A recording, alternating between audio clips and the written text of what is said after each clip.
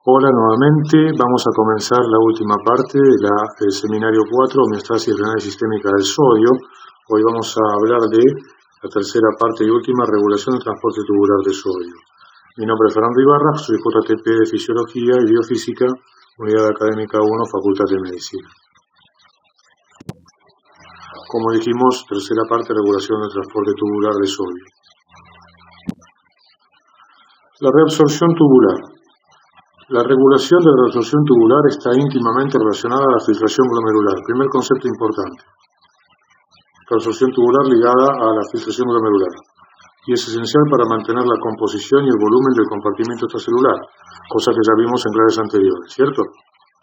En el túbulo proximal se reabsorbe el 67% o 70% de cloruro, sodio, potasio y agua que se filtra. Luego vamos a ver los mecanismos que regulan este balance.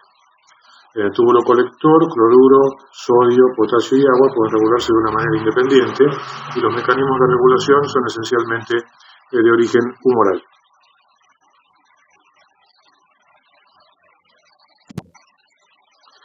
Cuando vemos los mecanismos que intervienen en la regulación, vemos que hay mecanismos locales o intrínsecos y mecanismos neurohormonales. Los mecanismos locales o intrínsecos tenemos, como dijimos antes, el filtrado glomerular adecuado o normal, 100 a 120 metros minutos, factores de fuerzas físicas peritubulares, que lo vimos en la reabsorción también en la clase anterior, y factores luminales. Ahora lo vamos a ver con otro detalle para ver qué significa esto. Y neurohormonales tenemos los diferentes sistemas que pueden retener sodio o ayudan a eliminarlo. ¿Cómo se combinan uno y otro sistema para regular el transporte de sodio? Vamos a ver este recuadro rojo. Los mecanismos locales son suficientes para alcanzar el balance de sodio en condiciones de ingesta habitual o cotidiana. Si yo tengo una ingesta estable, lo que ingiero lo excreto. Con eso, los mecanismos locales pueden valerse perfectamente en la vida cotidiana y no requieren otro tipo de mediadores, ¿cierto? Eso es lo que vamos a ver ahora. ¿Qué son los mecanismos locales? Por ejemplo, un mecanismo local bien estudiado es el mecanismo local que se denomina el balance glomérulo-tubular. El balance glomérulo-tubular es la capacidad de los túbulos de aumentar o disminuir la reabsorción del sodio y del agua en respuesta a un incremento o disminución, respectivamente, de la carga tubular. Es decir, se maneja que si yo aumento la carga tubular, puedo reabsorber más, si la disminuyo, reabsorbo menos. En términos generales se dice que su presencia ayuda a impedir que porciones de los segmentos distales sufran sobrecarga de fluido cuando aumenta el filtrado glomerular, y esa parte, como está remarcado o resaltado en el párrafo siguiente, es de los denominados mecanismos intrínsecos o propios del riñón. Si yo lo puedo ver con un riñón denervado, con un riñón aislado y aún en túbulos microdisecados, este mecanismo de balance glomérulo-tubular, que de acuerdo a lo que filtro o reabsorbo, se mantiene. Como dice abajo, junto con la autorregulación, también impide que se produzcan grandes cambios. La autorregulación del flujo sanguíneo, junto con estos son los mecanismos intrínsecos o propios del riñón. O, por ejemplo, ya ven ustedes el feedback o retroalimentación tubulo-glomerular y aún el propio mecanismo miogénico. Es decir, con esto podemos valernos bastante bien. ¿Cómo funciona este balance glomérulo-tubular?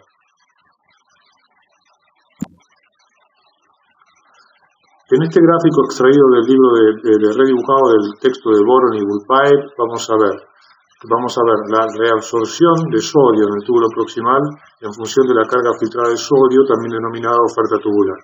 Fíjense que cuanto más sodio le doy, más reabsorbe. ¿Cómo veo esto? La línea verde es la reabsorción tubular de sodio en el túbulo proximal, la línea roja es lo que queda. No reabsorbe todo, es un 70%. Entonces, cada vez que reabsorbo el 70%, que es esta línea verde, me queda un 30%, que es la línea roja. Si yo aumento la oferta tubular, filtro la cantidad que estoy filtrando por acá, reabsorbo 70%, dejo 30% para el asa de Henle, ¿correcto? Pero es en función a la reabsorción de la carga tubular de sodio y es una relación prácticamente lineal. Vamos a ver una tabla que nos va a permitir identificar un poco mejor cómo es este fenómeno de la reabsorción tubular en función de la carga filtrada. Aquí hay que diferenciar dos cosas. Que alguna cosa es el porcentaje y otra cosa es la cantidad de carga más en la unidad de tiempo. Fíjense que porcentaje es siempre reabsorbo 70% y 30% queda. Pero ¿cómo es la carga? La carga puede cambiar. Si el filtrado glomerular es 100, la cantidad absorbida va a ser 70 mililitros minuto y la que llega a la asa de Henle es 30.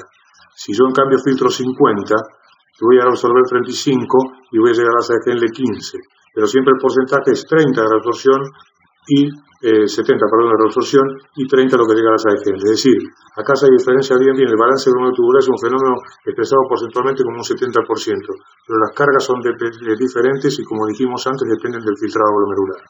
¿Correcto? Esto es muy importante por diferenciar una como la otra. ¿Cómo se ajusta este sistema como para que siempre, aún variando el filtrado glomerular de esta manera, pueda tener un 70% de reabsorción y el 30% quede y llegar a la sala de Henle? Esos son los que se denominan fenómenos de carga. ¿Qué es un fenómeno de carga, como hemos visto antes, o de carga tubular o oferta tubular? Depende de la cantidad de fluido y de solutos que le llega al túbulo. El fenómeno de carga se ve en todos los segmentos tubulares. Sin embargo, donde se estudió mejor ha sido en el túbulo proximal. Pero también la sala de Henle y el túbulo distal lo presentan, ¿correcto? Y el colector también. Lo que pasa es que como el túbulo proximal es el más rico en cantidad de transportadores apicales y en extensión, muchas veces en trabajo de ATP-ASA, por cantidad y no por unidad de milímetros, entonces eso hace que se lo pueda estudiar mucho mejor. ¿Cuáles son los fenómenos? Miren, esto también extraído del libro de Boron. Recuerden que nosotros veíamos que en un filtrado glomerular normal, a la salida de la arteria eferente, la presión hidrostática peritubular bajaba y aumentaba la coloide oncótica. Si yo aumento la fracción de filtración, recuerden, la fracción de filtración es igual al cociente entre el volumen de filtrado glomerular y el flujo plasmático renal. Eso significa que al aumentar la fracción filtrada, aumenta relativamente el flujo, el volumen de filtrado glomerular, porque es contrario a la arteriola eferente, y post-arteriola eferente, la presión hidrostática cae un poco más todavía, fíjense, comparada esta hidrostática con esta, pero la coloide oncótica aumenta más. Quiere decir que tengo más capacidad de reabsorción cuando ocurre ese fenómeno. ¿Se dan cuenta? Al haber aumentado la fracción filtrada. Bueno, esto es un fenómeno de los factores físicos peritubulares que permite explicar en parte el balance glomerulotubular. Al ocurrir el fenómeno del aumento de la presión coloide oncótica, reabsorbo más. Una posibilidad. Esto fue la primera, la que comentamos recién, fue históricamente en el tiempo la que primero se estudió de los factores físicos peritubulares. Modernamente han aparecido estos otros fenómenos, que pueden depender de la reabsorción de fluido, depende de la velocidad de perfusión.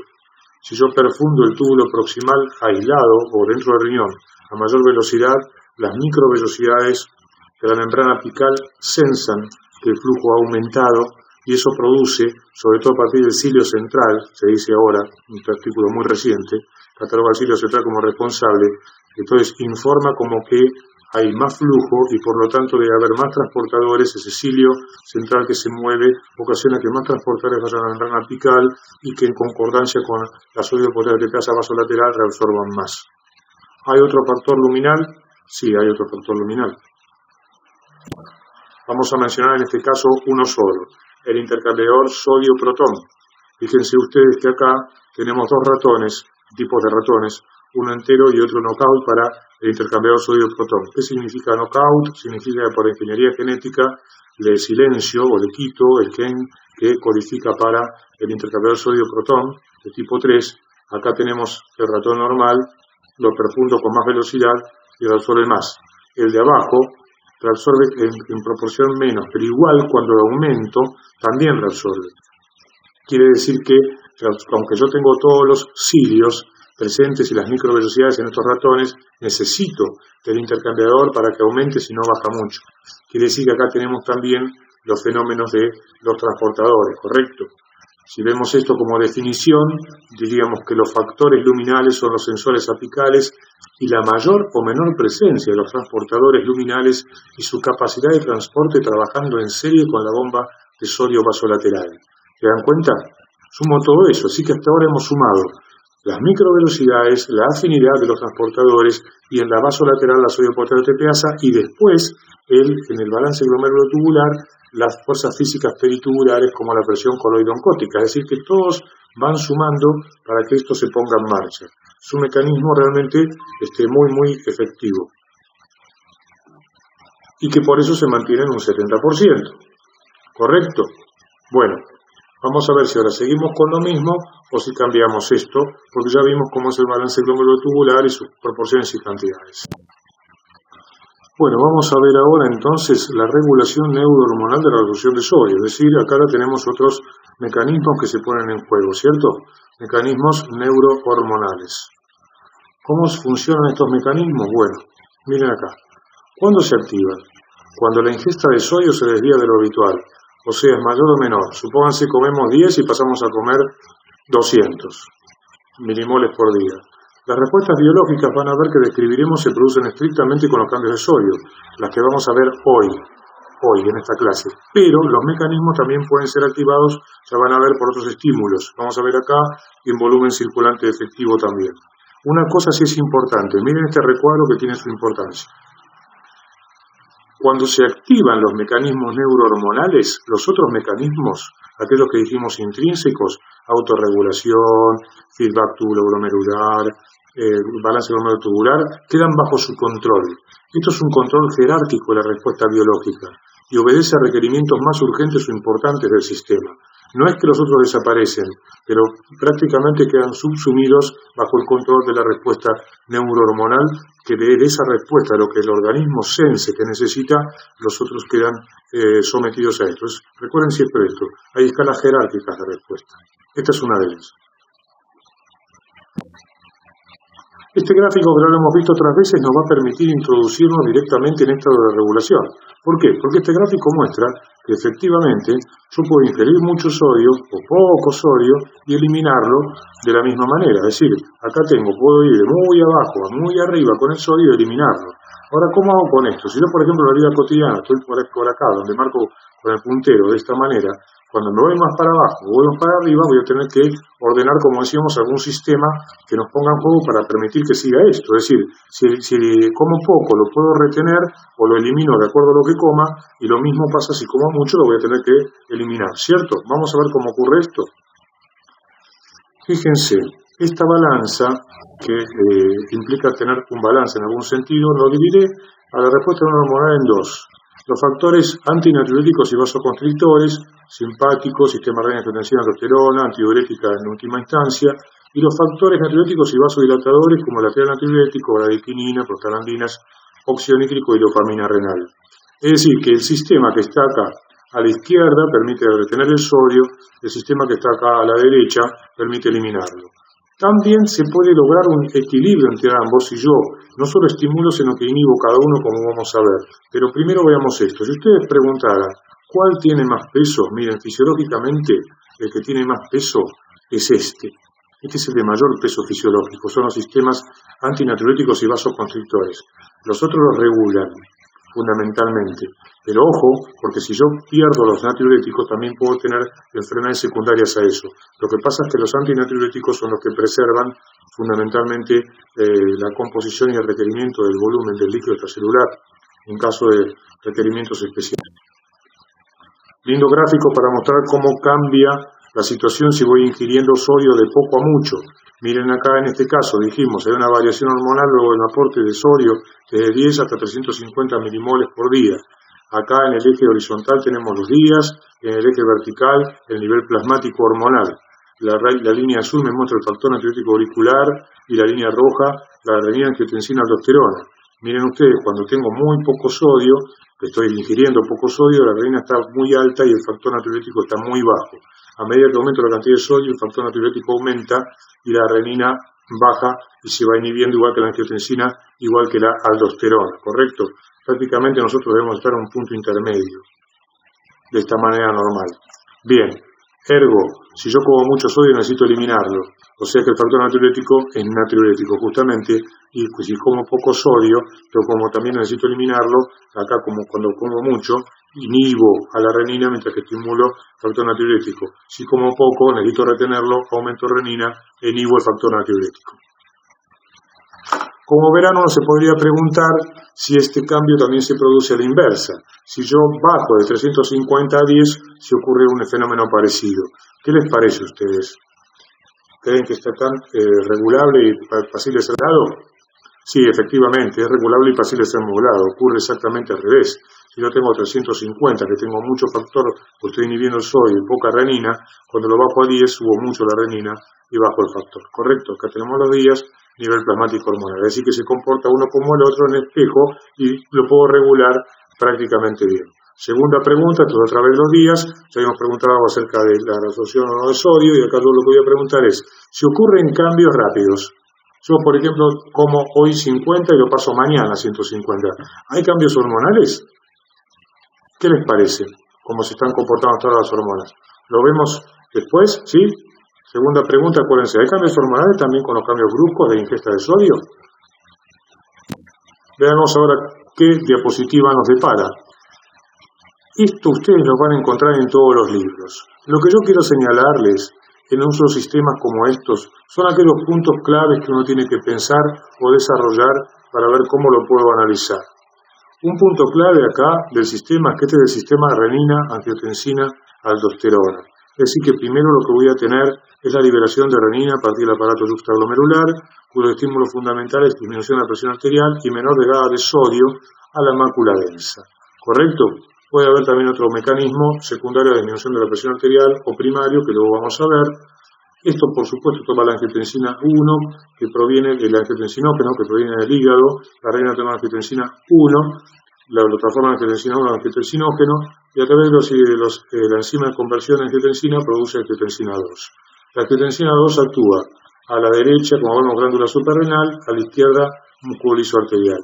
Solo quiero que sigan una flecha más importante. Glándula suprarrenal, aldosterona, con sodio bajo, este es el mecanismo típico de angiotensina. Liberación de aldosterona secundaria, sodio bajo y angiotensina. Pero ¿qué otra cosa la hace la angiotensina también? Reabsorbe en forma directa per se el sodio en el túbulo, sobre todo en segmentos proximales, aunque también en los medianos o distales. Y contrae la arteriola eferente. La arteriola eferente es un sitio óptimo para un nivel moderado de angiotensina 2, la contracción de la arteriola eferente, acuérdense, la que está a la salida del glomérulo. ¿Qué pasa entonces con el filtrado glomerular? Le preguntamos acá, ven signo de interrogación, ¿qué pasa con el filtrado glomerular si contraigo moderadamente la arteriola eferente? Luego vasoconstrictora, como ya vimos antes. Bien, esto lo pueden repasar en cualquier buen texto, simplemente vamos a ponerlo en auto, sobre todo aquellas cosas que puedan costar un poco más entender. Fíjense el control neural de la secreción de renina. Decíamos recién que podía ser que disminuya la presión, la menor llegada de sodio a la mácula densa, pero también hay un control neural, que es estimulación simpática. ¿Ven? Si yo estimulo el simpático o beta-adrenérgico, aumenta la secreción de renina. Si estimulo, en cambio, por liberación de catecolaminas o el simpático también, la rama simpática del sistema nervioso autónomo, por alfa-adrenérgicos, hay disminución de la secreción de renina. Pero miren que lo interesante está en el interior de estos dos recuadros. Si aumenta el calcio intracelular vía receptores alfa-adrenérgicos, la disminución de la secreción de renina disminuye. Si aumenta el cambio del AMP cíclico por el beta-adrenérgico, aumenta. ¿Por qué señalo esto? Porque habitualmente, lo van a ver en neurofisiología, en otros mecanismos de secreción, cuando se produce una secreción granular, también se ve en páncreas y en otros lados, el estímulo y la señal intracelular que ocurre es un aumento del calcio. Esta es la inversa de lo que sucede en otros sistemas. En otros sistemas aumenta el calcio y se secreta algo. Acá, para que se secrete, aumenta el AMP cíclico y el calcio intracelular, en cambio, produce una inhibición de la secreción de renina, disminuye. ¿Vieron? Ya lo van a ver también en otra hormona vinculada al metabolismo del calcio. ¿Correcto? O sea, aumenta el calcio, baja la renina. Esto es así, diferente a otros sistemas.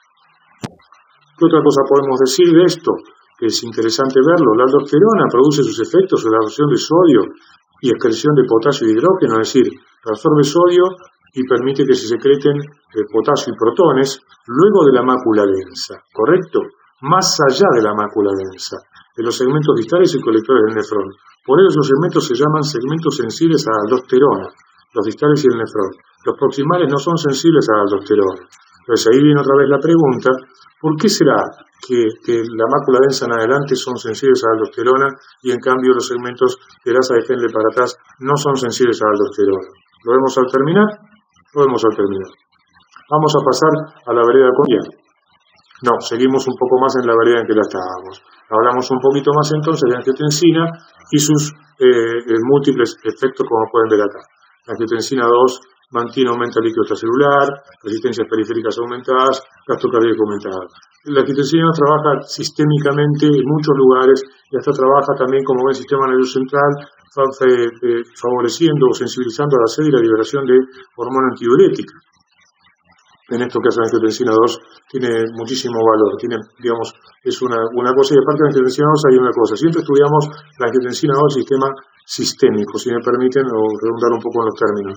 Pero yo les puedo asegurar que el riñón, si ustedes lo ven, también lo pueden leer en paper, también en textos. El riñón tiene un sistema propio de generación de angiotensina, un sistema local también de angiotensina, y que es más abundante la angiotensina en algunos segmentos, en algunas partes del segmento del túbulo proximal, que la que lo pueden encontrar circulando o aún promediada por el filtrado glomerular. El sistema renin-angiotensina intrarrenal es un sistema importantísimo de regulación renal de varias cosas. Vamos a pasar a la vereda contraria ahora sí. Contraria pero siempre regulable. Factor natriurético auricular.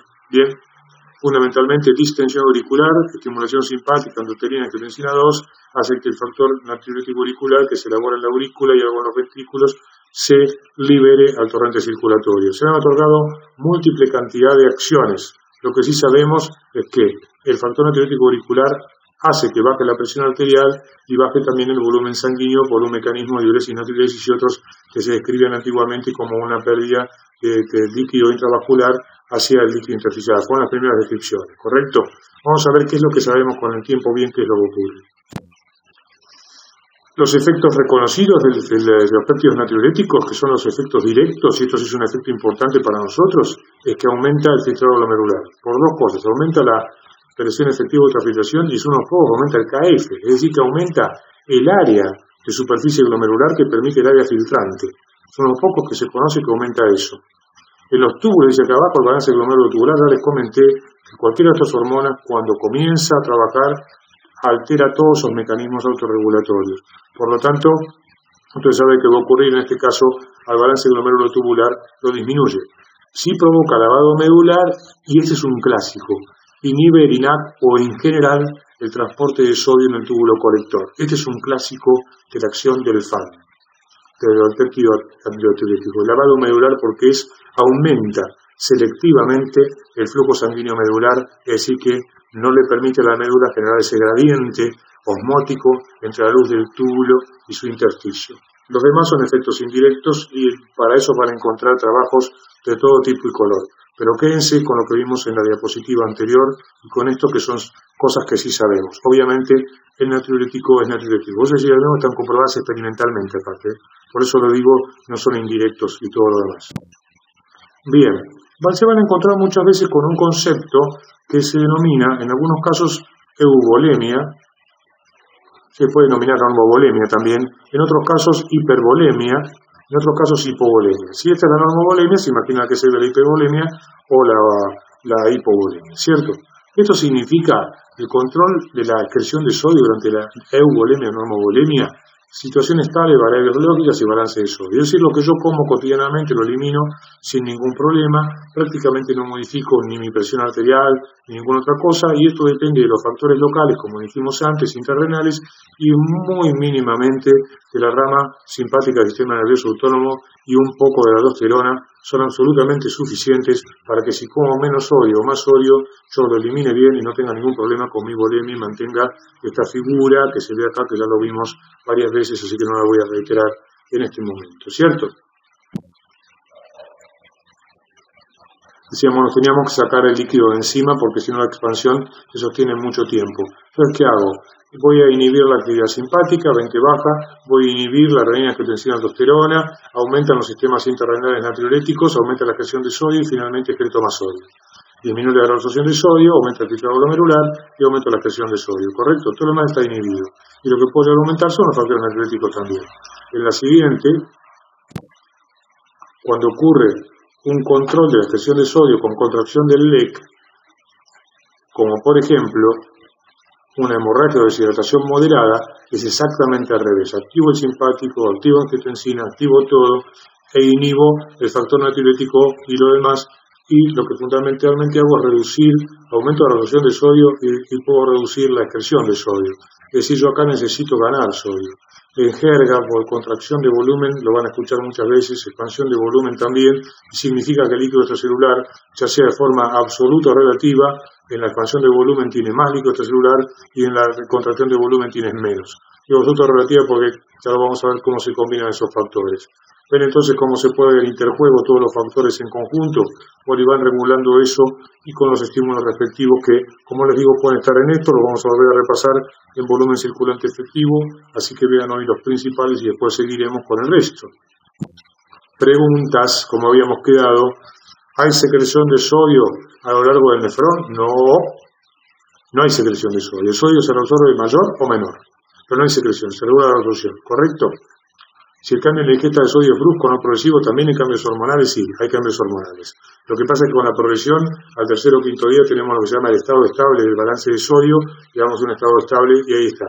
Pero sí hay cambios hormonales. Primero quizás retengamos un poco si comemos más, nos quedamos un poco atrás, pero después se compensa. Pero ya se empieza a eliminar. Luego si comemos menos, también hay situaciones que lo retienen, aunque tarde un poco más. ¿Está bien? Pero sí hay cambios hormonales, claro que sí. Inmediatamente. ¿A qué se debe que los segmentos distales sean sensibles a la aldosterona y los proximales o Henle no? Simplemente proximales y Henle no tienen receptores para la hormona.